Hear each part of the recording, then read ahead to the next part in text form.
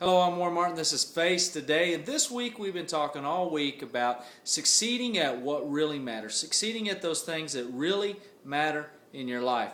And earlier this week I brought up that, the one place that we need to succeed more than any other is in our homes. Yet so often we fail, and we fail because we're comfortable. We fail because we don't invite Christ to work through us in our homes because we feel safe there. And there's no greater place that we need to succeed than right there in our homes. Well, today I want to share with you something else. I want to ask you a question. What is it that makes you come alive? What is it that really brings you to life? What is it when you do it that you're happier than any other time? What is it that you're really passionate about? You see, a lot of times we think that God only wants us to succeed at what His plans are, that He wants us to succeed at what His will is. And there's some truth to that, but the reality is God has placed on your heart desires and passions that He wants you to succeed in because He placed those desires there.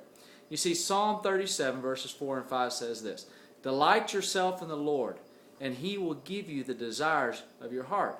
Trust in the Lord, and commit your way to the Lord, and He will bring them to pass." In that passage, what it's talking about is delighting yourself in the Lord, and He'll give you the desires of your heart. That the desires that you have on your heart have been placed there by Him because He wants to fulfill them. And how does He fulfill them? Well, when we commit our way to the Lord, when we trust in Him, He brings them to pass. Do you realize that the desires that you have in your heart have been placed there by God, and He wants to bring them to pass in your life? He wants to work them out. So let me ask you, what is it that makes you come alive? Because in pursuing those dreams and desires, we need to get back in touch with our dreams and our desires, because in pursuing them, that's when we truly come alive, and that's when we truly meet what God has created us to be, because He's put those desires there, and He wants to fulfill them. So what do you dream about? What are your desires about? Have you given up on them?